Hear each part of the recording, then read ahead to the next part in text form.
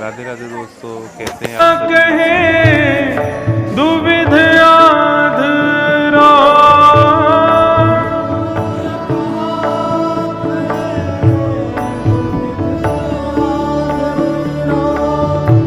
बिना मूल को चेरा, बिना मूल को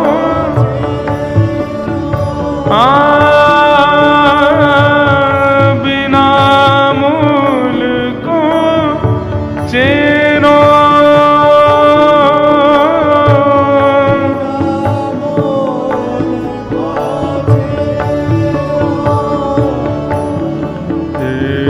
दृढ़ चरणन के रो भरोसो, दृढ़ चरण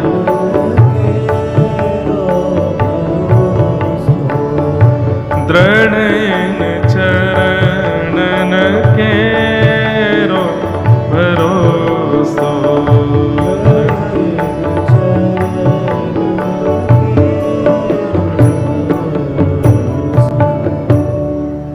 सूर कहाँ कहे दुविध आंधरो। सूरदास कह रहे हैं मैं कहां से कह सकता हूं, मैं तो अंधा हूं, लेकिन बिना नेत्र के भी ये सब देख पाना, ये सामर्थ्य मुझे कैसे आई। बोले गुरु के प्रति बिना मोल को चेरो। बिना मोल मतलब गुरु से कोई और कामना नहीं है मेरी, बस गुरु के वचन के प्रति अटल विश्वास ही मेरे नेत्र हैं, ही मेरी दृष्टि है।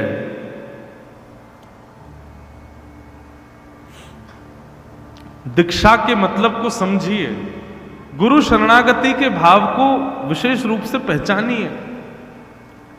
गुरु कोई शरीर नहीं है, गुरु कोई व्यक्ति नहीं है, गुरु तो शब्द का नाम, गुरु तो मंत्र का नाम, और गुरु दक्षिणा विश्वास का नाम। विश्वास नहीं है लाखों रुपया चढ़ाओ गुरु चरणों में, कोई फायदा ही नहीं। विश्वास अर्पित करो करना है। गुरु के वचन अटल कर मानो, साधु समागम कीजे, मन रे कृष्ण नाम कह लीजिए। बस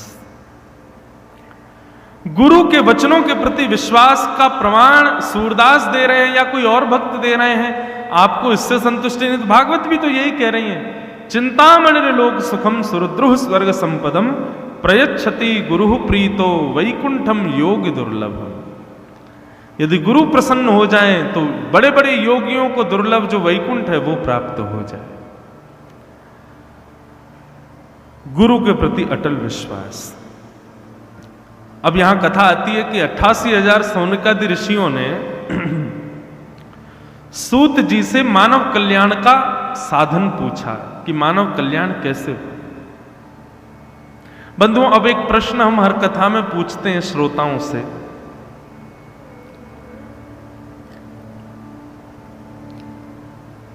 हर व्यक्ति को अपने आप से यह पूछना चाहिए कि उसके जीवन का उद्देश्य क्या है। क्या आपने कभी अपने आप से पूछा कि आपका उद्देश्य क्या है? एक उद्देश्य जो बहु प्रचलित है, धन कमाना, ऐश्वर्य कमाना, नाम कमाना, घर बनाना, एक वैल्यू होना संसार में। अगर आप इसको उद्देश्य माने बैठे हैं कि 4 लोग हमें जाने, 4 लोग हमारी प्रशंसा करें, हमारा घर देख करके कहें वाह भाई जीवन हो तो ऐसा, अगर आप इसको अपने जीवन का उद्देश्य मानते हैं तो ये सारे उद्देश्य रावण के भी पूर्ण हुए थे।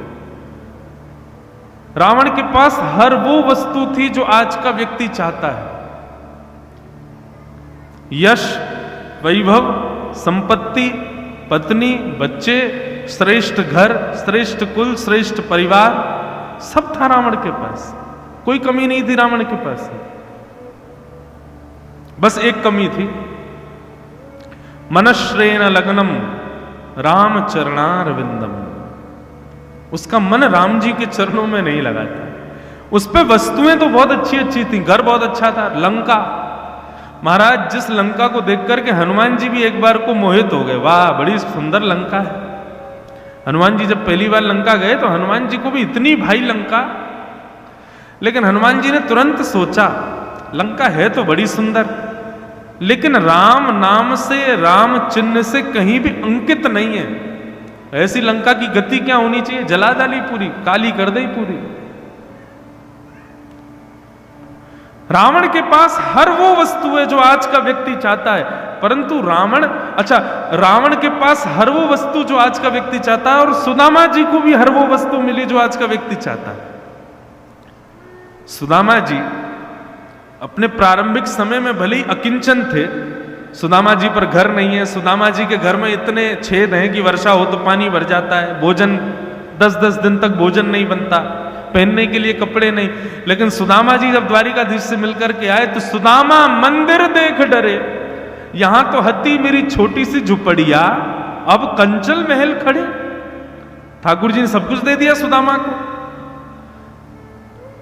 तो यश वैभव कीर्ति संपत्ति रावण के पास भी है, यश वैभव कीर्ति संपत्ति सुदामा जी को भी मिली है, लेकिन दोनों की यश वैभव कीर्ति संपत्ति में अंतर कितना है?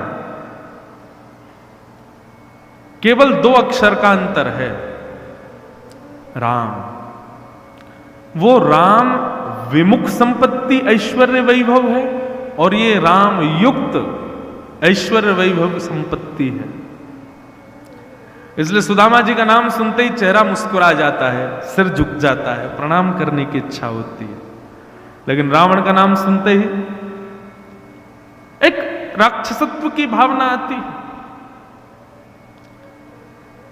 जीवन में संपत्ति होना, ऐश्वर्य होना, वैभव होना कोई बुरी बात नहीं है, लेकिन कृष्ण युक्त संपत्ति, वैभव, ऐश्वर्य ना होना बुरी बात है।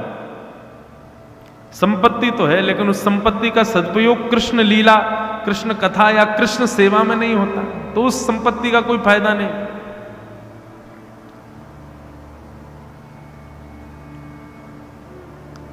जो कुछ भी है हमारे पास वो कृष्ण संबंधी होना चाहिए, हर वस्तु, तभी उसका लाभ है।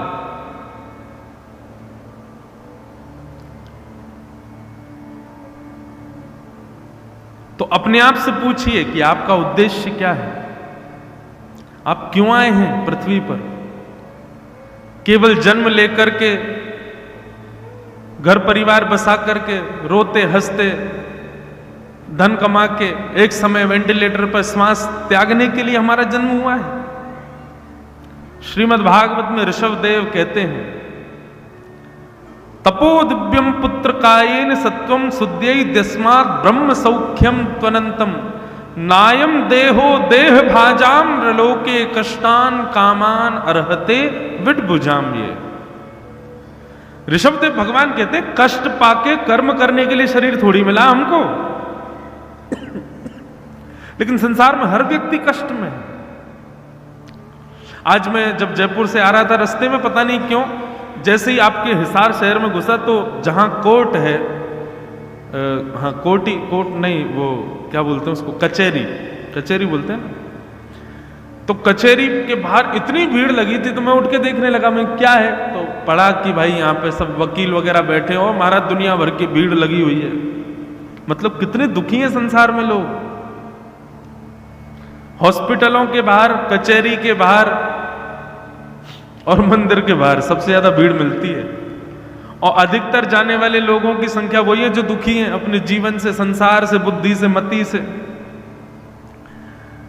यदि ऐसा कोई निर्माण कार्य करके एक क्षेत्र बनाया जाए और बाहर पोस्टर टांग दिया जाए कि यहां केवल वही व्यक्ति आए जिसके जीवन में केवल सुख ही सुख है, 1% भी दुख नहीं है, ऐसा व्यक्ति ही भीतर जाए, मुझे लगता है ऐसी जगह पे भीड़ ही नहीं होगी, लोग जाएंगे ही नहीं, बोले कौन सुखी है संसार में, कोई सुखी है ही नहीं। आज ऐसा सोच रहा था मन में, चिंतन आते रहते हैं कभी कभी। हॉस्पिटल है, बना दो, भीड़ अपने आप हो जाएगी। किसी का व्यापार नहीं चल रहा हो तो मेडिकल स्टोर खोल लो, अपने आप तुम्हारा व्यापार चलेगा, खरीदेंगे ही खरीदेंगे लोग, क्योंकि सबके जीवन में कोई ना कोई कष्ट।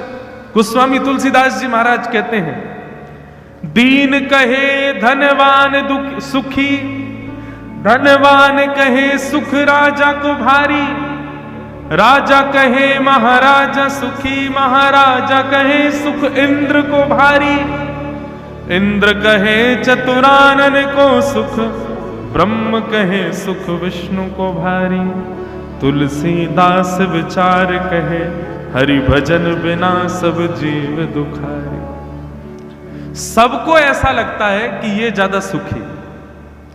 निश्चित आप लोग जहां जितने लोग बैठे हो सबको लगता होगा ये व्यास जी बड़े सुखी हैं, ये बहुत खुश हैं। क्या देखो घूमते ही रहते हैं, अभी जयपुर से आ रहे हैं, अब यहाँ हैं, फिर वहां चले जाएंगे, वहां से वहां चले जाएंगे, वहां से वहां जाएंगे। ये बहुत सुखी हैं, इनको सब प्रणाम करते हैं, समय पर भोजन मिल जाता होगा, पहनने को बढ़िया वस्त्र मिलते हैं, कोई दिक्कत ही नहीं है, इनका जीवन सबसे बढ़िया। हमको लगता है आप लोग ज्यादा सुखी हो, एक जगह कम से कम डट के बैठे तो रहे। जन्म भले ही ब्रज में हुआ, लेकिन सबसे कम ब्रजवासी हमारा हो रहा है। लोग कम से कम कई लोग मुझसे मिलते हैं, बोलते हैं महाराज हम तो हर हफ्ते जाते हैं महाराज वृंदावन, शनिवार को वृंदावन पहुंच जाते हैं। मैंने तुम बढ़िया हो भाई, जन्म तुम्हारा बाहर हुआ लेकिन हर हफ्ते वृंदावन जाते तो हो, या 2-2 महीना तक वृंदावन नसीब नहीं होता। सबको लगता है कि उसके सामने जो खड़ा है वो ज्यादा सुखी। पर बंधुओं वास्तविकता यह है जिसके जीवन में हरि स्मरण, हरि चिंतन, हरि भजन है, सुखी वही है। हम तो इतना भी कह दें तो आप इसको सत्य मान लीजिएगा, आपके 24 घंटे में केवल 3 बजे से 7 बजे तक ही आपको सुख मिलेगा। उसके अलावा जो सुबह शाम आपको मिल रहा है वो सुख है ही नहीं। इस समय देखो आपकी सारी इंद्रियां शांत बैठी है, ना आप बोल रहे हो, ना आप कुछ और देख रहे हो, सब यहीं देख रहे हो, ना आप कुछ खा रहे हो, ना कुछ आप स्पर्श करा रहे हो, एक जगह बैठे। लेकिन आप सब अपने सेल्फी मोड ऑन करके सेल्फी ले लो, इतनी बढ़िया आएगी। क्यों? सब मुस्कुरा रहे हैं, सबके चेहरे पर प्रसन्नता है, किसी के भी चेहरे पर कोई सिकन नहीं है। हरि संबंधी क्रिया जब हम करते हैं उस समय जो हमको अनुभव होता है ना, उसी को सुख कहते हैं, उसी को आनंद कहते हैं। उसके अलावा संसार में जो कुछ भी आपको मिल रहा है वो एक ना एक दिन दुख देगा, चाहे वो कितने भी बड़े सुख का गारंटी क्यों ना रखता हो कि इससे सुख मिलेगा, लेकिन नहीं, दुख देगा वो आपको। सब दुखी है संसार। इसलिए भैया अपना उद्देश्य जानिए, आपका जन्म क्यों हुआ। केवल कर्म करते हुए दुख पाने के लिए तो हम नहीं आए संसार में। मीराबाई ने अपना उद्देश्य जान लिया था, कबीरदास ने जान लिया था, सूरदास ने पहचान लिया था, स्वामी श्री हरदास जी ने भी पहचान लिया था। हम क्यों वंचित हैं फिर इस भाव से? हमें भी जानना चाहिए, पूछना चाहिए हमारा उद्देश्य क्या है। हमें इस बात की प्रसन्नता है कि हम अपना उद्देश्य पहचान गए। क्या? हरि चर्चा। जीवन अंतिम श्वास निकलते निकलते भी हम कथा ही करते रहेंगे, यह हमारा उद्देश्य है। ऐसे हर व्यक्ति को पहचानना चाहिए उसका उद्देश्य क्या है, और जो भी उसका उद्देश्य, क्या वह सार्थक है उद्देश्य। जैसे रावण का उद्देश्य सार्थक नहीं था, कंस का उद्देश्य सार्थक नहीं था, हमारे उद्देश्य सार्थक है कि नहीं, ये विचार कर। सौनकादि ऋषियों ने सूत जी से पूछा मानव कल्याण का कोई साधन बताइए। तब सूत जी ने श्रीमद् भागवत का प्रस्ताव रखा। बोले मानव कल्याण केवल और केवल भागवत की कथा से हो सकता है। क्यों? भागवत की कथा ही उसके उद्देश्य से उसको अवगत कराती है। जिनको भी उद्देश्य नहीं पता, 7 दिन सुनो, आप अपने उद्देश्य को पहचान जाएंगे। वास्तव में हम क्यों आए हैं पृथ्वी पर, हमारा उद्देश्य क्या है, लक्ष्य क्या है, हमारी डेस्टिनी क्या है। सौनकादि ऋषियों ने पूछा महाराज ये भागवत की कथा ये किसने किसको सबसे पहले सुनाई, जरा इसके बारे में हमको थोड़ा इसका महात्म्य सुनाइए। तब सूत जी ने बताया, बोले कि भैया एक बार की बात है, श्री नारद जी महाराज पृथ्वी पर भ्रमण करने आए कि अहम तुम पृथ्वीं यातो ज्ञात्वा सर्वोत्तमामिति पुष्करं च प्रयागं च काशीं गोदावरी तथा। बहुत ध्यान से सुनना। जैसे बंधुओं, हम लोग कई जगहों की प्रशंसा करते हैं। मनाली जो घूम के आता है वो कहता है अरे मनाली बहुत अच्छा है, वहां ऐसे पहाड़ हैं, ऐसी बर्फ है, ऐसी नदी है, ऐसे साइट सीन्स हैं। तो सुनने वाले चर्चा करते हैं भाई हम भी जाएंगे एक दिन, हम भी जरूर होके आएंगे। कोई कश्मीर की प्रशंसा करे, कोई विदेश होके आता है तो आदमी को आदमी नहीं समझता। एक बार मेरे मन में चिंतन आया कि व्यक्ति विदेश जाता है तो वहां से क्या लेके आता है? अभिमान कि मैं विदेश गया, और कुछ नहीं लेके आता हूं।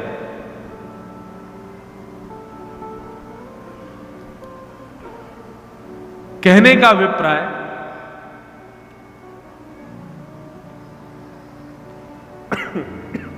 हम लोगों को विदेश जाने में रुचि लगती है, अपना सम्मान लगता है। और यहां हमारे ठाकुर जी श्री राधारमण लाल जी कितने वर्ष के हो गए? 500 कुछ 600 के आसपास कुछ वर्ष के अभी ठाकुर जी का जन्म। कितने वर्षों से वृंदावन से बाहर ही नहीं गए। सबसे बड़ा अखंड ब्रजवास तो हमारे बिहारी जी, राधारमण जी, राधा वल्लभ जी कर रहे हैं। जब से वृंदावन आए तब से वृंदावन से बाहर ही नहीं गए। लोग कहते हैं महाराज जी हमने अखंड वृंदावन वास लेना है, कभी वृंदावन से नहीं जाना।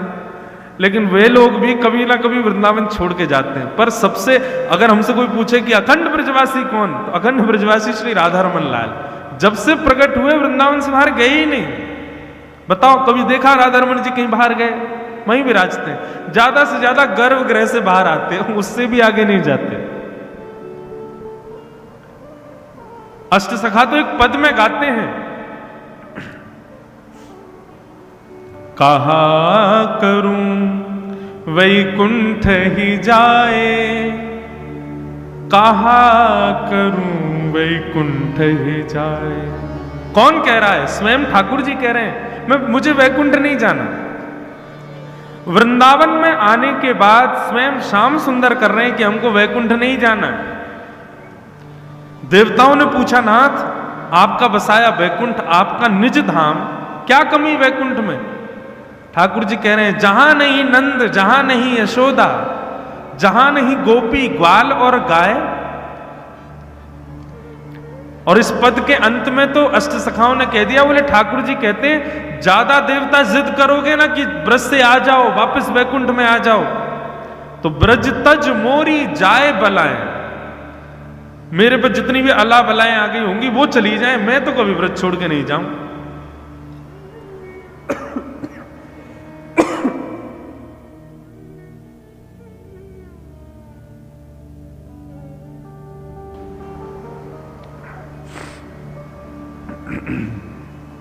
बोलो वृंदावन बिहारी लाल की। ब्रज तज मोरी जाए बला, ठाकुर जी कभी नहीं जाते। हम लोगों को अभिमान होता है विदेश जाने पर, लेकिन हमारे लाल जी तो त्रिभंग लली इतरा के खड़े होते हैं कि देखो हम तो कभी वृंदावन से जाते ही नहीं। और रसिक जन तो कहते हैं विपिन राज सीमा से बाहर हरिहु को ना ही निहार, रेमन वृंदा विपिन बिहार। ठाकुर जी यदि कभी वृंदावन से बाहर चले भी जाएं तो उनको भी मत निहारो, जाएंगे ही नहीं, सदा वृंदावन में रहेंगे। सदा वृंदावन वसती नीला चल परियो, जगन्नाथ स्वामी नयन पथगामी भवतु में। जगन्नाथपुरी में कुछ दिन पहले कथा थी, तो वहां रात्रि दर्शन करने के लिए जब मैं जगन्नाथ जी का गया तो देखो बाकी मंदिरों में ठाकुर जी को हल्के श्रृंगार करके सुलाते हैं, लेकिन जगन्नाथ भगवान एकमात्र ऐसे ठाकुर जी रात में सुबह से भी ज्यादा श्रृंगार करते हैं सोने से पहले। जगन्नाथ भगवान, वैसे तो जगन्नाथ जी की पलकें नहीं है, खुली हुई आंख रहती है हमेशा। पलक क्यों नहीं है उसके पीछे कारण बताते हैं। बेचारे इतने सारे वैष्णव आते हैं, कोई वैष्णव आया भीड़ भाड़ की वजह से वो मुझे नहीं देख पाया, तो कम से कम मैं तो अपनी आंख खुली रखूं, उसको देखता रहूं, इसलिए पलक नहीं है जगन्नाथ जी के। लेकिन जब रात्रि श्रृंगार होता है ना जगन्नाथ जी का, तो कभी जाइए रात में शयन का दर्शन करना, तो पुष्पों की पलकें बनाई जाती हैं जगन्नाथ जी को, ऐसे आंखों के ऊपर से ऐसे धाराई जाती हैं। क्यों? अब ठाकुर जी सोएंगे, पुष्पों से पलक बनाएंगे, पुष्पों से हाथों के पंजे बनाएंगे, 5 ऐसे लटका देते हैं हाथों के आगे, ऐसे हाथ लटकते हैं, 5 उंगलियां दिखती हैं। तो मैंने पुजारी जी से पूछा, मैंने कि यार सुबह तो इतना श्रृंगार नहीं करते और अब शयन का समय ठाकुर जी का इतना श्रृंगार क्यों? तो पुजारी जी बोले, हमारे जगन्नाथ जी कपाट बंद होते ही अंतर ध्यान हो जाते हैं, चले जाते हैं। मैंने कहाँ जाते हैं? बोले वृंदावन जाते हैं। मतलब श्री जगन्नाथ जी भी अपना अखंड वृंदावन वास नहीं छोड़ते, दिन भर वो पुरी में रहते हैं, लेकिन रात्रि होते ही श्री वृंदावन चले जाते हैं। और श्रृंगार क्यों करते हैं फिर? भाई वृंदावन गए तो वृंदावन चलो सोने गए, श्रृंगार क्यों? बोले वृंदावन में ठाकुर जी सोने थोड़े ही गए, श्रृंगार करके तो व्यक्ति किसी उत्सव में जाता है, किसी सम्मेलन में जाता है, किसी पार्टी में जाता है। तो श्री जगन्नाथ जी कहां जाते हैं? बोले सब गोपियां और श्री राधा रानी प्रतीक्षारत हैं वृंदावन में रास बिहार के लिए, इसलिए श्री जगन्नाथ जी का अद्भुत श्रृंगार किया जाता है। रास बिहारी बना करके उनको रात्रि में शयन कराते, मतलब रात्रि में उनको भेजा जाता है, जाओ अब रास बिहार करके आओ नाथ। तो ठाकुर जी रात्रि में श्रृंगार करके रास करने वृंदावन जाते हैं। तो महाप्रभु श्री जगन्नाथ जी भी अपना अखंड वृंदावन वास नहीं छोड़ते, कभी नित्य आते हैं वृंदावन। नाथ द्वार चले जाओ, श्रीनाथ जी उदयपुर में विराज रहे हैं, उदयपुर के पास, वहां पर भी नियम क्या है? मंगला आरती होती है, केवल शयन आरती नहीं होती। क्यों? शयन आरती गोवर्धन में होती है, जतिपुरा में। क्यों? क्योंकि ऐसी भावना है कि श्रीनाथ जी भी रात्रि होते ही गोवर्धन आ जाते हैं। जितने भी ठाकुर वृंदावन से बाहर हैं ना, ये बात निश्चित मान लीजिए, शयन होते ही जहां जहां भी वो विराज रहे हैं, जयपुर में गोविंद देव जी, करौली में मदन मोहन जी, और कहां है? पन्ना में युगल किशोर जी, उदयपुर के पास श्रीनाथ जी, द्वारिका में द्वारिकाधीश, बद्रीनाथ में बद्रीनाथ, जगन्नाथपुरी में जगन्नाथ, दक्षिण में रामेश्वर, ये सब रात्रि में वृंदावन ही आ जाते हैं। इसलिए हमारे सररसक जनों ने कहा, सुबह आकर के शाम को जाना ये उचित नहीं वृंदावन रीति में, एक रात्रि तो रुको, रात्रि शयन वृंदावन में करो। क्यों? क्योंकि रात्रि को जितने देव बाहर हैं वो भी आ जाते हैं वृंदावन में, रात भर तो रास बिहार होता है ठाकुर जी का। वृंदावन में भजन की सबसे सुंदर स्थिति और समय यदि कहें तो रात्रि, जैसे सारे कपाट बंद हो जाएं, सब सो जाएं, तब भजन में बैठो। जो अनुभूति रात्रि में वृंदावन में होती है वो शायद दिन में भी ना हो। तो मैं निवेदन ये कर रहा था, जैसे हम लोग कहीं घूमने जाते हैं तो वहां का यश गाते हैं, मनाली ऐसा है, सिंगापुर ऐसा है, अमेरिका ऐसा है। वो सुनने वाले लोग कहते हैं हम भी कभी जाएंगे। ऐसे ही बंधुओं, हमारे भारत देश की प्रशंसा होती है देवलोक में, 33 कोटि देवता आपस में चर्चा करते हैं, बोले भैया ये भारत बहुत श्रेष्ठ है, कितने धन्य हैं, सौभाग्यशाली भारत के लोग, ये लोग जगन्नाथ जी का दर्शन करते हैं, ये बद्रीनाथ जाते हैं, वृंदावन जाते हैं, कथा सुनते हैं, कितने श्रेष्ठ हैं ये लोग, अपने अपने घरों में ठाकुर जी की सुंदर सेवा करते हैं। ऐसे भारत की बड़ी प्रशंसा होती है देवलोक में। तब देवताओं के मन में आता है कि हम भी कभी जाएं इस भारत भूमि पर। एक बार नारद जी के मन में आया कि मैं भी पृथ्वी पर घूमने के लिए जाऊं, लेकिन नारद जी पृथ्वी पर आ तो गए, लेकिन बड़े उदास हो गए पृथ्वी पर आके। क्यों? अब यहां पर उन्होंने जो जो देखा पृथ्वी पर आके वो बताया गया। क्या देखा? कि सत्यम नास्ति तपः शौचम दयादानं न विद्यते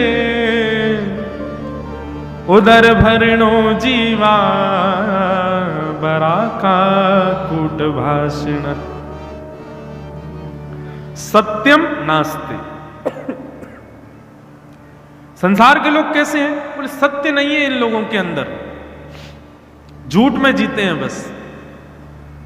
तपः नास्ति, भजन नहीं करते, केवल दिखावे के रूप में भजन हो गया है। एक बात हमारी हाथ जोड़ के हम विनती करके कह दें, बंधुओं भजन ना प्रदर्शन का विषय नहीं है। जैसे रत्न को छुपाया जाता है वैसे अपने भजन को भी छुपाइए, अपने भावों को भी छुपाइए। कई बार कई लोगों को ऐसा देखा जाता है कि वो अपने भावों का प्रदर्शन कर देते हैं, अपने भावों को खुलेआम सबको बता देते हैं। हमारे ऊपर कई ये बात कभी कभी घटती है, पर हमारी बात इसलिए अनुचित नहीं। मैंने अपने गुरुजनों से पूछा कि कई बार हमारी कोई लीला ऐसी ठाकुर जी के साथ होती है, हम मंच से कहते हैं कोई दोष तो नहीं, तो हमारे गुरुदेव ने कहा देखो आपका भागवत मंच है, आपको हजारों लोग सुनते हैं और सुन करके फिर प्रेरणा लेकर के वे भी अपने जीवन में करते हैं, इसलिए आपके कहने में उतना दोष नहीं है। थोड़ा बहुत तो है, फिर भी जितना हो सके गोपनीय रखो, थोड़ा बहुत एक आध दो बातें कभी कह दो, सब नहीं बताओ। भक्ति प्रदर्शन का विषय नहीं।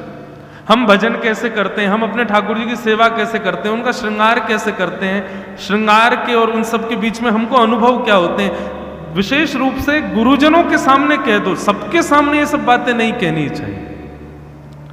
भक्ति प्रदर्शन का विषय नहीं है। भक्ति को जितना हो सके अंतर्मुखी रखो, जितना हो सके छुपाओ। जैसे प्रेम, प्रेम बताने का विषय नहीं, छुपाने का विषय। जितना प्रेम छुपेगा उतना बढ़िया, और जितना प्रेम का ढिंडोरा पीट दोगे उतनी जल्दी प्रेम खत्म हो जाएगा। ठीक वैसी भक्ति है। आपके अंदर कोई भक्ति भाव है तो प्रयास करो उसको छुपाओ, उसको बताओ मत। अच्छा देखो, एक और विडंबना संसार की, व्यक्ति अपने पापों को छुपाता है और अपने पुण्यों का प्रदर्शन करता है। मैंने गलत क्या किया इसको सब छुपाते हैं, और मैंने अच्छा क्या किया इसको अखबार में छपवा देते हैं। मैंने गलत क्या किया इसको व्यक्ति अपने आप से भी छुपाता है। गलती हो जाती है फिर भी नजरअंदाज कर देते हैं, अरे छोड़ो, सोचना नहीं, इस बारे में अब कभी बात ही नहीं करनी, इसको कभी ध्यान ही नहीं करना, भाग जाते हैं हम करके। और पुण्य और अच्छे काम वो सदा फ्रेम करवा के रख देते हैं ताकि रोज दिखते तो भी रहे। भक्ति प्रदर्शन का विषय नहीं, भक्ति प्रचार का विषय नहीं। भक्ति तो गोपनीय हो। कीर्तन का प्रचार करो, कथा का प्रचार करो, पर अपने निज भावों का प्रचार मत करो ज्यादा।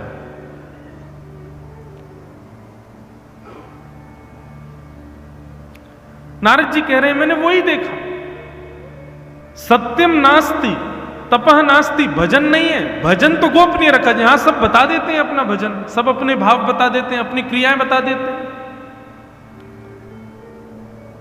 शौचम नास्ति, पवित्रता नहीं है पृथ्वी पर लोगों में, केवल नहाने को पवित्रता समझते हैं हम लोग।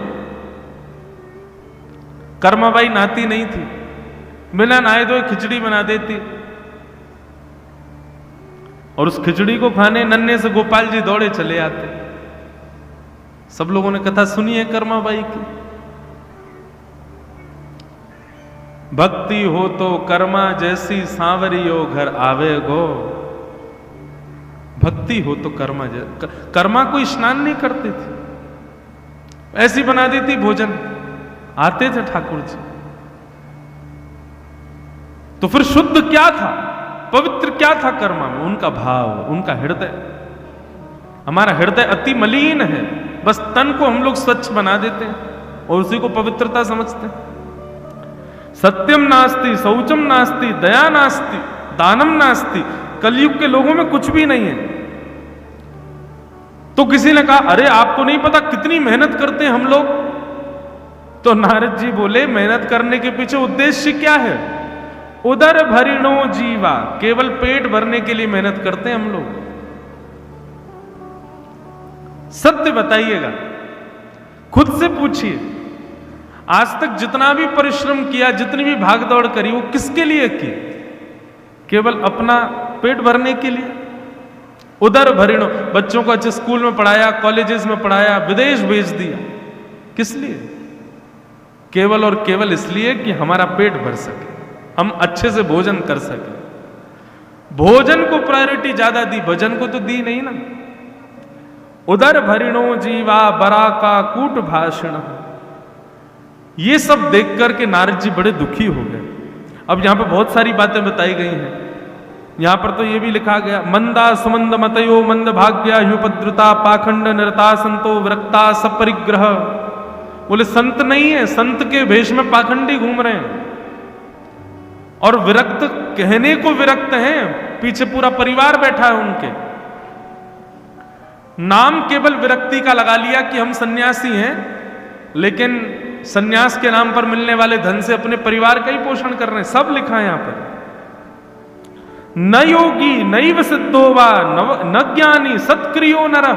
कोई योगी नहीं है, कोई सिद्ध नहीं है, कोई ज्ञानी नहीं है, सब केवल दिखावा है संसार में।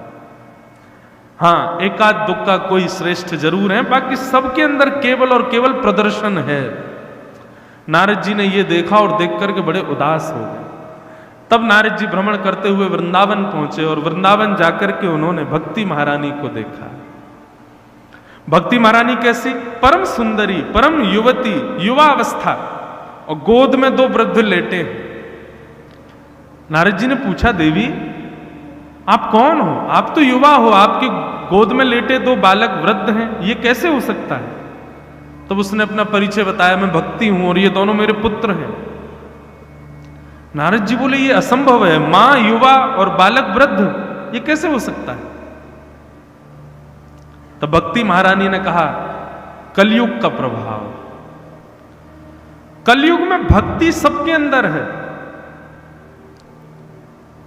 लेकिन ज्ञान और वैराग्य ये दोनों नहीं है। भक्ति सबके अंदर है,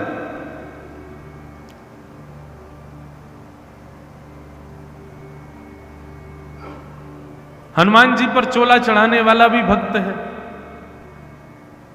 1.5 मिनट में पूरी हनुमान चालीसा का पाठ करने वाला भी भक्त है। जय हनुमान जग पे सुन लोग जागो नाम सुनो महावीर, ऐसे लोग हनुमान चालीसा करते हैं।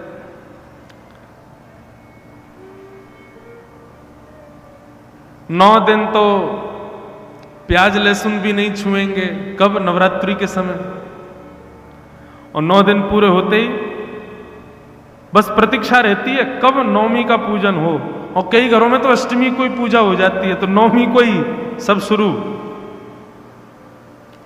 भक्त तो वो भी है, भक्त बंधुओं सब हैं, लेकिन वास्तविक भक्ति कब माने कि हमारे अंदर जो भक्ति है वो लाभकारी है? जब भक्ति के 2 पुत्र भी साथ में हो, ज्ञान और वैराग्य। श्री गुरु चरण सरोज रज, आगे बोलो, वर्णौ रघुवर विमल यश। सबको याद है, अभी रुको, हम यहां माइक लगवाते हैं, इसका अर्थ बताओ। श्री गुरु चरण सरोज रज निजमन मुकुर सुधार, वर्णौ रघुवर विमल यश जो दायक फलचार। मैं तो 27 वर्ष का हूं, यहां पर कितने लोग 50 वर्ष के बैठे हैं, कितने लोग 60 वर्ष के बैठे हैं, आज तक बोलते आ रहे हैं, उनको इसका अर्थ ही नहीं पता कि इसका अर्थ क्या है। मतलब भक्ति तो है, ज्ञान नहीं है। माता पिता को प्रणाम कैसे करना चाहिए हमारे बच्चे नहीं जानते, एक हाथ से पांव छूते हैं, एक हाथ से पांव छूने से पुण्य खत्म होते हैं। और किसी की बुराई तो नहीं है, पर थोड़ा और आगे आपके शहर से और आगे जाएं, कहीं आगे पंजाब लग जाए, वहां तो पांव ये जांग छूते हैं ऐसे करके। कोई प्रणाम करने आते ना, महाराज जी हो दंडवत, अरे भाई मत करो, दूर से हाथ ही जोड़ लो, काय को अपने पुण्य खत्म कर रहे हो। एक अब पता ही नहीं है लोगों को, तिलक धारण करते समय क्या उच्चारण करना चाहिए नहीं पता, भोग बनाते समय चित्त वृत्ति कैसी होनी चाहिए नहीं पता। ये तो अति आगे की बात है, हम लोग बेसिक्स नहीं जानते। रक्षाबंधन क्यों मनाते हैं कोई बता दे मुझे, बस मनाते हैं, क्यों मनाते हैं ये नहीं पता। होली पर रंग क्यों लगाते हैं, एक दूसरे को गुलाल क्यों लगाते हैं, कितनों को पता है? नहीं पता। दीपावली को लक्ष्मी गणेश पूजन क्यों होता है, हरियाली तीज को सब हरा ही हरा क्यों होता है? राधाष्टमी जन्माष्टमी को क्या विशेष कि कुछ नहीं पता हम लोगों को, बस किए जा रहे हैं भक्ति भेड़ चाल की तरह। भेड़ चाल जानते हैं, आगे वाली भेड़ जहां जाएगी पीछे वाली सब वहीं जाती है। आगे वाली कुएं में कूद जाए तो आप कितना भी प्रयास करो बाकियों को रोकने का, वो जबरदस्ती कूद जाएंगी। बोले नहीं वो आगे वाली कूदी है तो हम भी कूदेंगे। हमारी स्थिति ऐसी है, केवल भक्ति से हम लोगों को संतुष्टि है। भक्त है ना, कर तो रहे, दवाई ले रहे हैं, लेकिन ये नहीं पता कि कहां की है, कौन से दर्द को दूर करे। बस दर्द हो रहा है शरीर में, कोई भी दे दो, ऐसे थोड़े। आपको जब पता होगा कि पैरासीटामोल खाने से ये होता है, क्रोसिन खाने से ये होता है, तभी तो आप उसको लेंगे, वो लाभकारी बनेगी।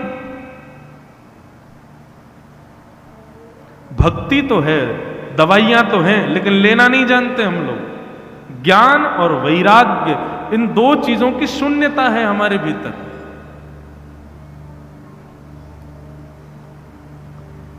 कलयुग में भक्त तो सब है, पर ज्ञान और वैराग्य से शून्य। और ज्ञान किसे कहते हैं, मैं अपनी कथाओं में बताया कर, ज्ञान का मतलब बहुत नॉलेज होना मतलब ज्ञान नहीं होता। नॉलेज होना ज्ञान होता तो रावण को बहुत थी, कंस को भी बहुत थी, नॉलेज खूब थी इनको। रावण हिंदी नहीं बोलता था, संस्कृत में ही बात करता था, थ्रू आउट संस्कृत बोलता था। ऐसी ऐसी रचनाएं बना करके लाता था महाराज। शंकर जी भी तांडव नृत्य करने लगते थे रावण की स्तुति सुन करके। ज्ञानी मतलब बहुत नॉलेजेबल होना नहीं होता, ज्ञानी मतलब विवेकी होना। हमारे वृंदावन के रस को जिन्होंने अतिवर्धित किया, ऐसे श्री हरिराम व्यास, श्री हरिराम व्यास जी बहुत विद्वान थे, बहुत ज्ञानी थे। महाराज इतने ज्ञानी थे कि वो जहां जाते थे ना, वहां के विद्वानों को चुनौती देते थे कि मुझसे शास्त्रार्थ करके दिखाओ, और बस हरा देते थे उनको।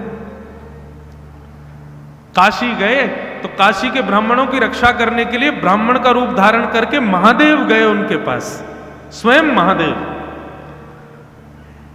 महादेव जैसी आए तो हरिराम व्यास बोले, आहा बनारस आए हुए हमको इतने दिन हो गए, काशी के अब पहला कोई विद्वान आया है, आइए बताइए किस विषय पर शास्त्रार्थ करें। महादेव दीनहीन से बन के गए, बोले कि हम पे विषय तो हमको आता नहीं, हम तो कुछ पूछने आए, हमें पता चला आप ज्ञानी हो तो अपनी एक जिज्ञासा का हल पूछने आए। हरिराम व्यास जी बोले, बोलो क्या चाहिए।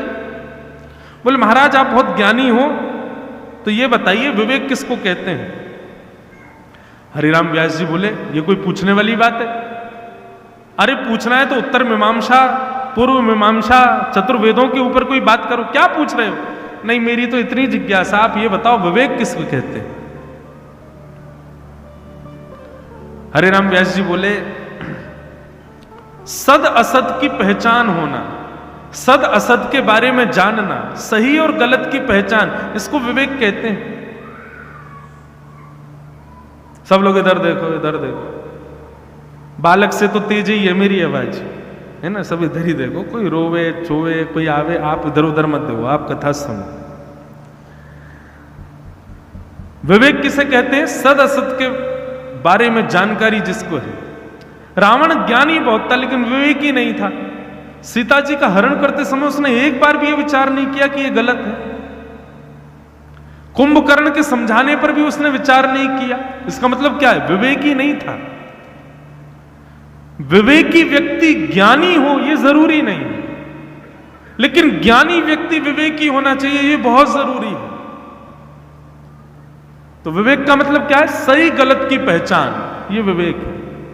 छोटे बालक को 100 रुपया दो फाड़ देगा, लेकिन वही बालक 10 साल का हो जाए फिर दे जेब में धर लेगा, क्यों, विवेक हो गया। छोटे बालक के आगे सांप आ जाए तो उसको रस्सी पकड़ के खींच लेगा, लेकिन वही बालक 8 वर्ष का हो जाए तो सांप देखते ही भागेगा, मम्मी सांप आ गया, ये विवेक है।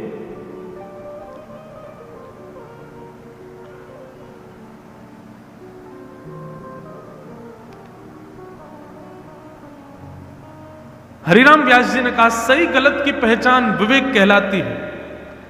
तो महादेव एक दिन इनसे ब्राह्मण बन के गए। उन्होंने कहा, अच्छा सही गलत की पहचान विवेक कहलाती है। बोले जी। तो क्या आपको विवेक हो गया?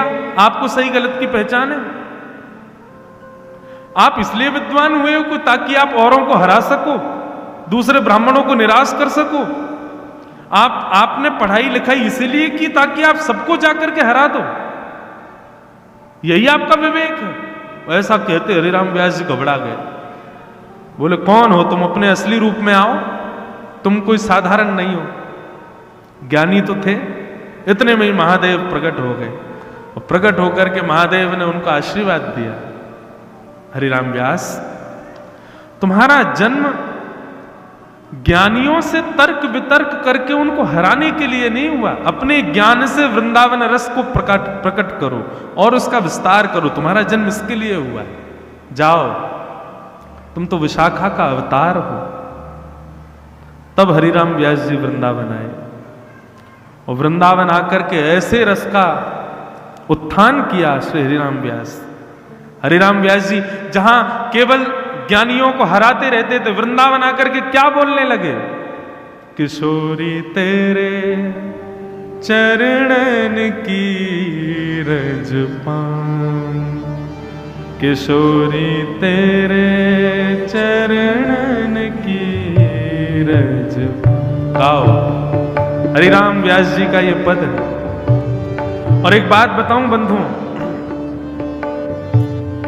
जिन लोगों के हृदय में ब्रजवास की कामना है, जिन लोगों के हृदय में ऐसी भावना की कभी ब्रजवास हमको मिले, और भले ही इस जन्म में ना भी मिल पाए तो अगला जन्म हमें ब्रज में ही प्राप्त हो, अपने नित्य क्रम में, रोज के नियम में इस पद को गाना प्रारंभ कर दीजिए। सब लोग श्री जी का स्मरण करो, हरिराम व्यास जी के द्वारा इस रचित पद का मेरे साथ गान करो। आज प्रथम दिवस है कथा का। पहले दिन ही अभिलाषा भागवत जी से के, हे भागवत जी, जन्म जन्म दीजो याही ब्रज बसे वो, किशोरी तेरे चरण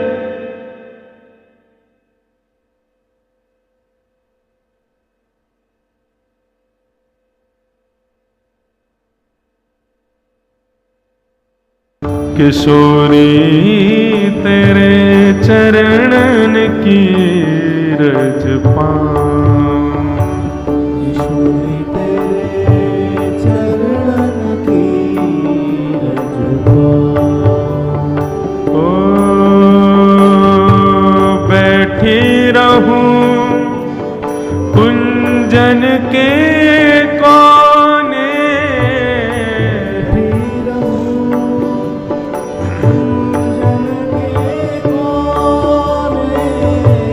बैठी रहूं कुंजन के कोने, बैठी रहूं कुंजन के कोने।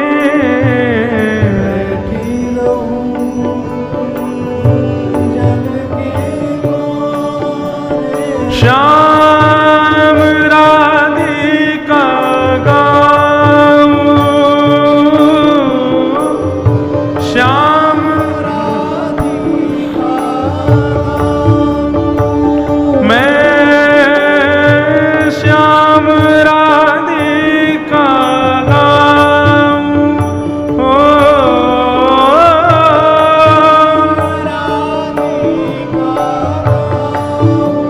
किशोरी तेरे चरणन की रज पाऊं, किशोरी तेरे चरणन की रज पाऊं, एक किशोरी तेरे चरणन की रज पाऊं। किशोरी तेरे चरणन की रज पाऊं। कैसी रज? जा रज को ब्रह्मादिक तरसत,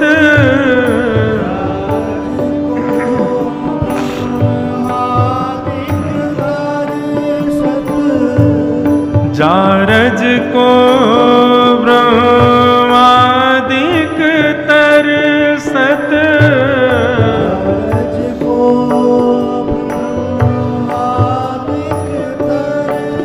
हे सूरज शीश चढ़ाओ, सूरज किशोरी तेरे चरणन की रज पाऊं, किशोरी तेरे चरणन हे किशोरी तेरे चरणन की रज पाऊं, किशोरी तेरे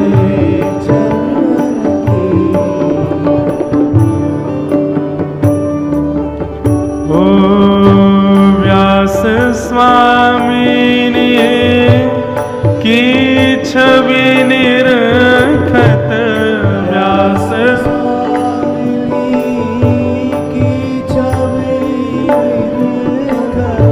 व्यास स्वामिनी की छवि निरखत,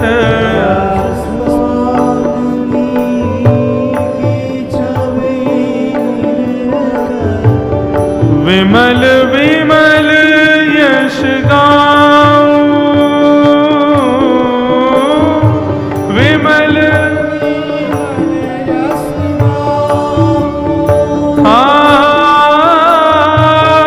विमल विमल यश गाऊं,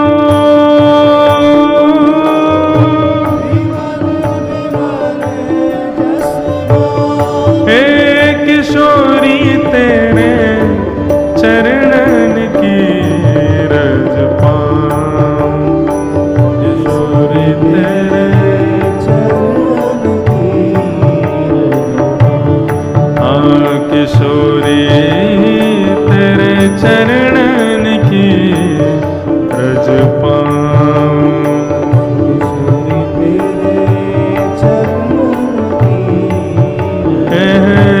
चरणन की रज पाऊं, हे रज पाऊं,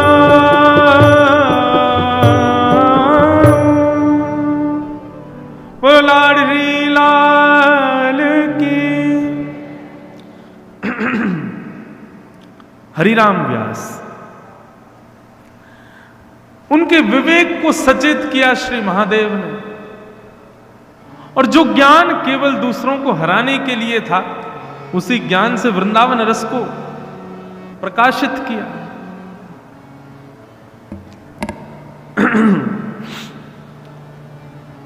तो विवेक को ही ज्ञान कहते हैं बंधु। सद असत की पहचान होना यही विवेक है।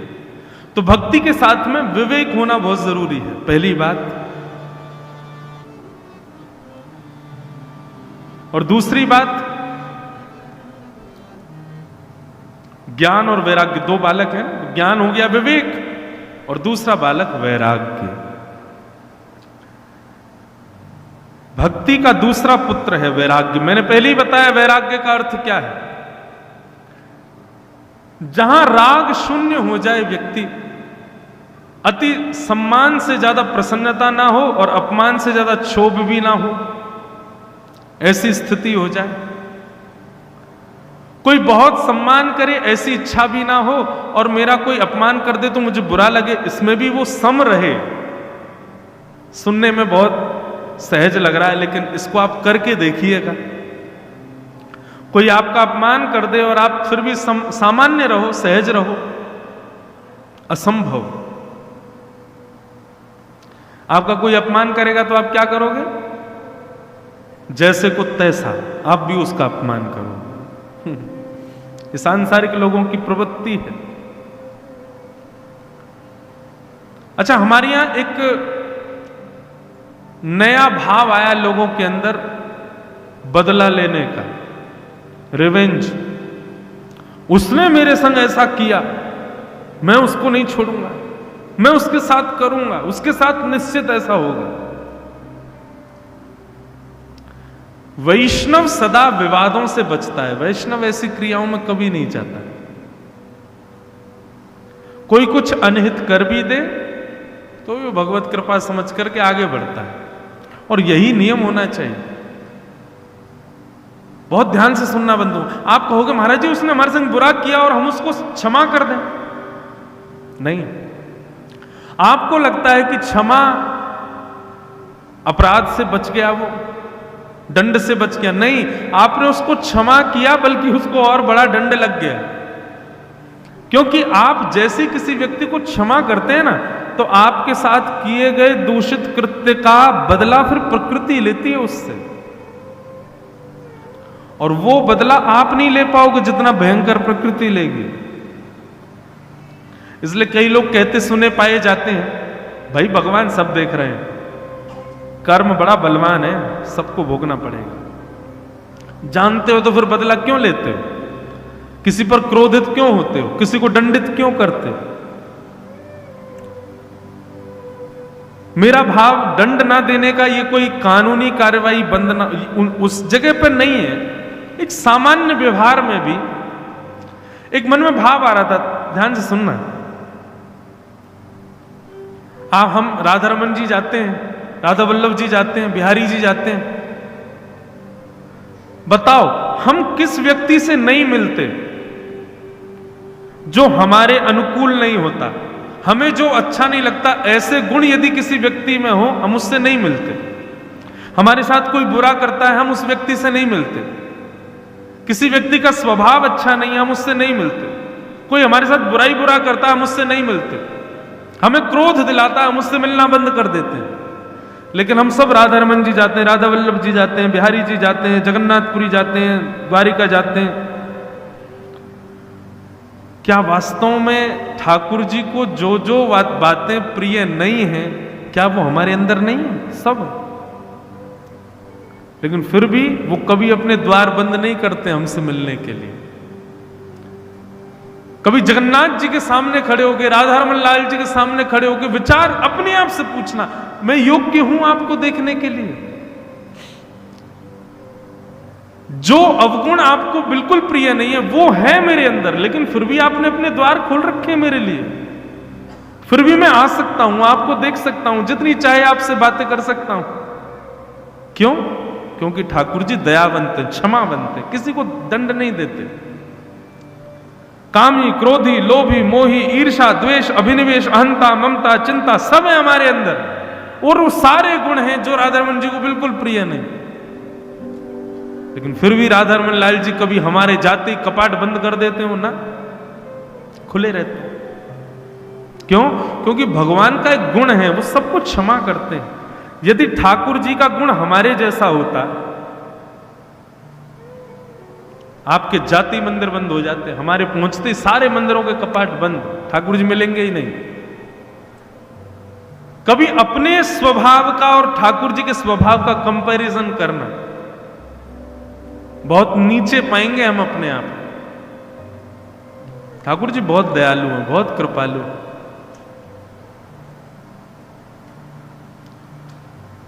बलराम दास नाम का एक भक्त था श्री जगन्नाथ जी का। आप कहेंगे जगन्नाथ जी बहुत याद आ रहे हैं आपको, कारण बताएं? सामने बैठ के कथा सुन रहे हैं। अभी हम उड़ीसा से आ रहे हैं ना कथा करके, तो ये संग में विराज रहे हैं। तो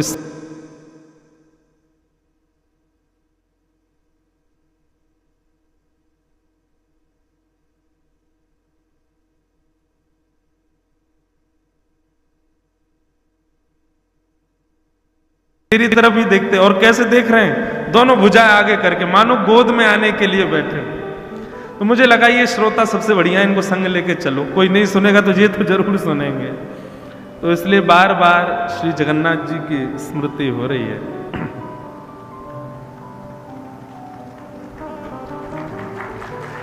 बोलो जगन्नाथ महाप्रभु के।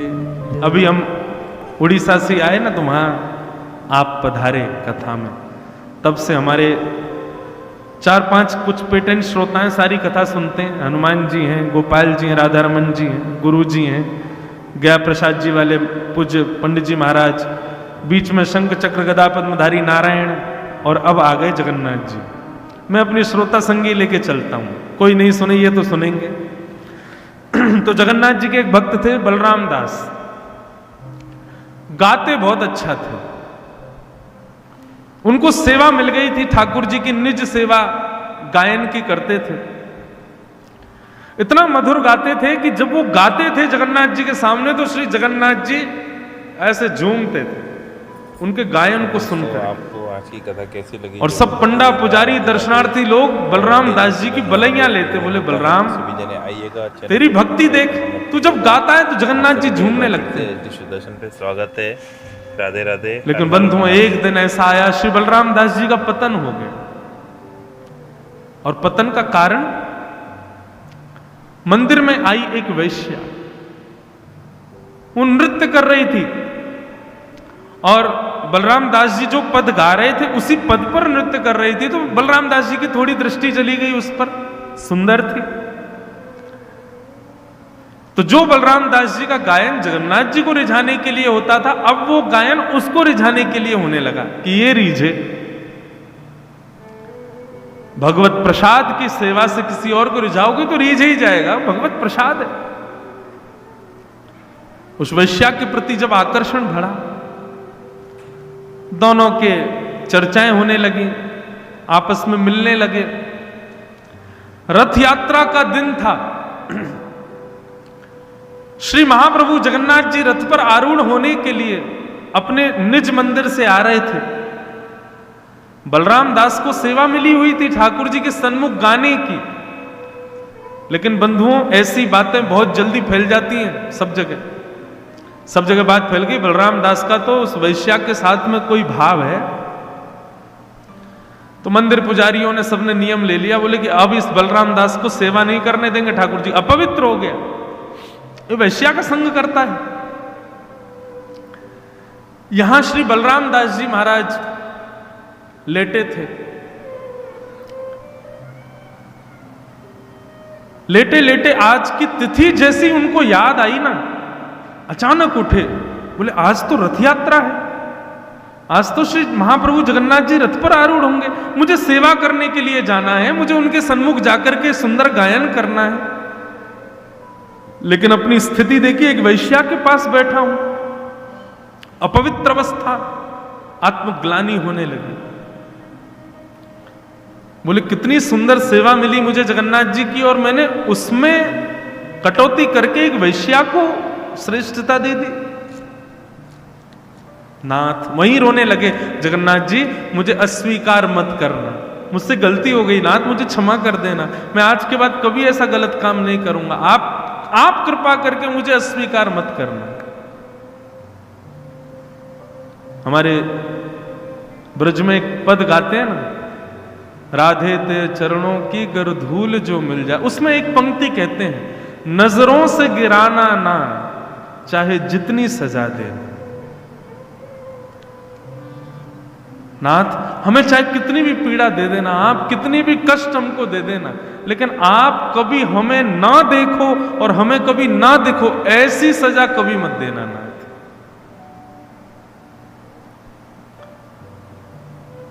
कभी कभी बंधुओं गलती हम सबसे होती है। हमारे ठाकुर जी का स्वभाव इतना अच्छा है कि हमारी गलती से वो ज्यादा नाराज नहीं होते, बस आप क्षमा मांग लिया करो। और क्षमा मांगने मात्र से काम नहीं चलेगा, ये वचन दिया करो, हे प्रभु हम क्षमा मांगते हैं, हमसे गलती होगी, आज के बाद नहीं करेंगे। देखना ठाकुर जी इतने सीधे हैं, बेचारे तुरंत मान जाएंगे, अच्छा ठीक है कोई बात नहीं, लेकिन करना नहीं फिर दोबारा, क्योंकि उसके बाद यदि वो गलती हुई तो फिर नजरों से ही गिरोगे। अच्छा, ठाकुर जी की नजरों से जब कोई व्यक्ति गिरता है तो उसके संग क्या होता है पता है? संसार में बहुत यश मिल जाता है उसको, बहुत प्रतिष्ठा मिल जाती है, इतना धन मिल जाता है कि पैर जमीन पर रख ही नहीं पाता, वो संसार का हो जाता है, पूर्ण रूपेण उसको संसार व्याप्त हो जाता है रोम रोम में। उस पर इतना भी समय नहीं रहता कि वो ठाकुर जी के सामने जाए। वो सोचता है कि मुझ पर समय नहीं, मैं जा नहीं पा रहा। अरे फगले, ठाकुर जी ने ऐसी व्यवस्था कर दी, अब तू आ ही नहीं पाएगा उनके पास। ज्यादा सम्मान, ज्यादा प्रतिष्ठा, ज्यादा वैभव, ज्यादा यश मिलने के बाद में हरि स्मृति ना होना, ये ठाकुर जी की चाल समझिएगा आपको अपने आप से दूर करने की। इसलिए वैष्णवों को प्रतिष्ठा से बचना चाहिए, और जब प्रतिष्ठा मिले तभी आंख बंद करके हाथ जोड़ के ठाकुर जी को निवेदित कर देनी चाहिए, नाथ ये इस पर मेरा अधिकार नहीं है, मैं कभी इस प्रतिष्ठा के आदी ना हो जाऊं, नाथ ये आपकी, स्वीकार कर। बलराम दास जी रोने लगे, बोले नाथ मुझे अस्वीकार मत कर देना।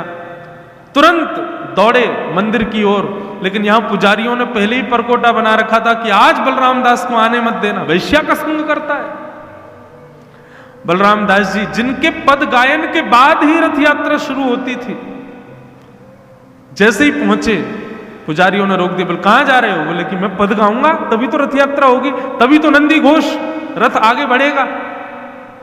बोले अब तुम इसके अधिकारी नहीं हो, तुमने गलत काम किया, एक वैश्या का संग किया, जाओ आज से तुम्हारी सेवा को हम छीन रहे हैं, कोई और ढूंढेंगे उससे करवाएंगे सेवा। बलराम दास बहुत रोए।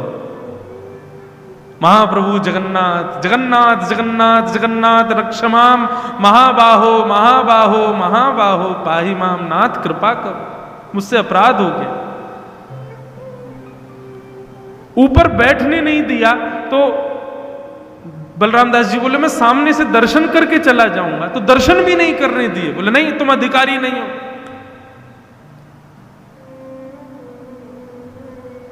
बलराम दास जी बस इतना बोले, नाथ इतने वर्षों की मेरी सेवा आपने एक गलती की वजह से इतना ठुकरा दिया मुझे, कोई बात नहीं। चले गए समुद्र के किनारे। समुद्र के किनारे जाकर के उन्होंने एक सुंदर रथ बनाया बालू से, और रथ बना करके पगडंडी बनाई, पगडंडी बना करके एक सुंदर से जगन्नाथ जी बनाए बालू के, और बालू के जगन्नाथ जी बना करके उस रथ के अंदर पधरा दिए।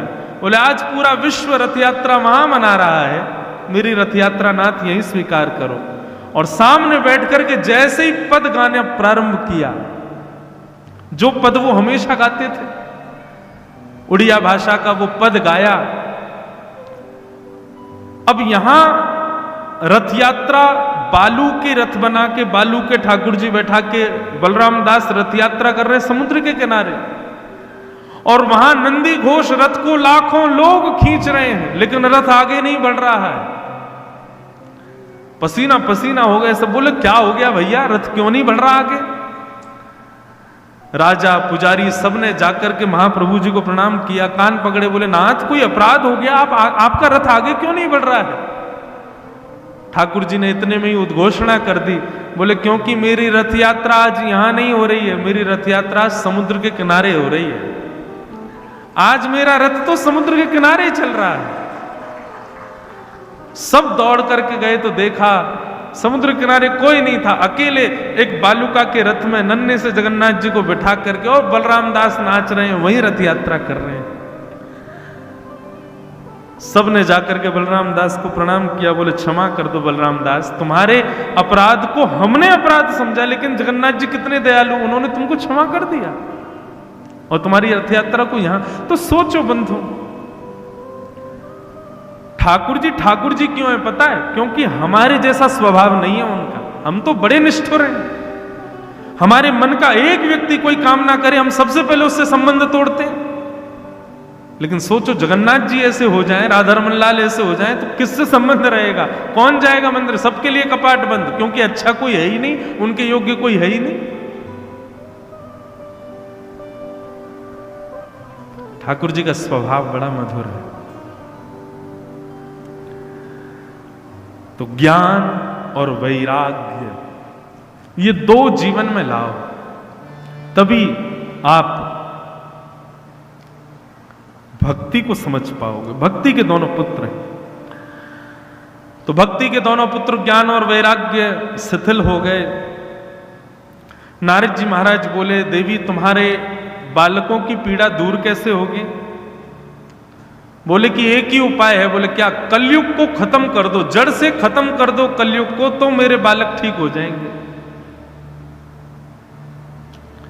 नारद जी बोले ये संभव नहीं,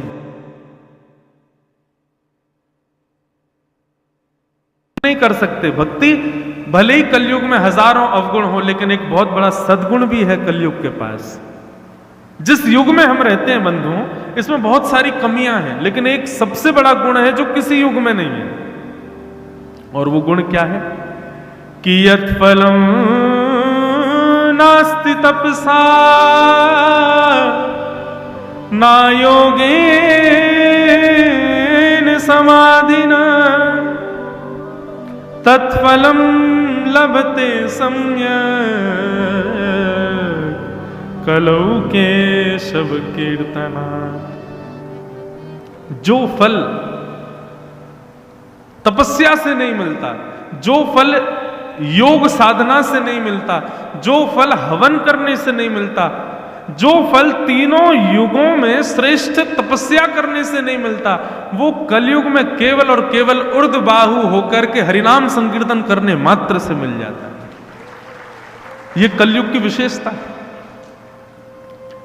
आप जब ऊर्ध्वबाहु हो जाते हैं और उस समय हरेर नाम हरेर नाम हरेर नामैव केवलम, जब हरि का नाम संकीर्तन करते हैं, उस समय सतयुग त्रेता द्वापर कलयुग, सतयुग त्रेता द्वापर में भी बड़े बड़े योगी, बड़े बड़े सिद्धात्मा भी जो भजन करते हैं, उसका फल आपको मिल जाता है। अच्छा, एक बात और बताएं, अभी मैंने नाम उच्चारण किया श्री राधा रमन लाल। आप लोग नेत्र बंद करो, जितने लोग राधा रमन जी गए हैं या जितनों ने भी राधा रमन जी को देखा है, मेरे राधा रमन बोलते ही आप सबके चित्त में, नेत्रों में राधा रमन जी प्रकट हो जाएंगे। हो गए? ये सौभाग्य सतयुग त्रेता द्वापर में नहीं है। सतयुग त्रेता द्वापर में जब तक आप वर्षों वर्ष ध्यान नहीं लगाओगे, तब तक ठाकुर जी की छवि नहीं दिखेगी। लेकिन इस कलयुग में ठाकुर जी का स्मरण करते ही श्री हित हरिवंश महाप्रभु के लाडले श्री राधा वल्लभ लाल जैसे ही बोला, तुरंत त्रिभंग लली ठाकुर जी, मधुर नेत्र कटाक्ष, मुखमंडल पर पत्रावलियां हैं, सुंदर वंशी धारण किए हैं, तिरछे खड़े हैं, ठाकुर जी बगल में श्री जी विराज रही हैं, माथे पर सेहरा पहना है, दुल्हा बनकर के राधा वल्लभ लाल बैठे, तुरंत दिख जाएंगे। ये योग्यता केवल कलयुग में है और किसी युग में नहीं। इसलिए कलयुग बुरा नहीं है। कलयुग में बुराइयां बहुत हैं, लेकिन यदि अच्छाई देखी जाए तो 3 युगों से ज्यादा अच्छाई है। यहां पर भगवत प्राप्ति बड़ी आसानी से हो जाती है, भगवत स्मरण बहुत सहजता से हो जाता है, ठाकुर जी की कृपा का अनुभव बड़ी आसानी से, सरलता से प्राप्त हो जाता है। इस कलिकाल में ज्यादा योग साधन नियम करने की आवश्यकता नहीं है। श्रीमद् वल्लभाचार्य जी तो कहते हैं कि भैया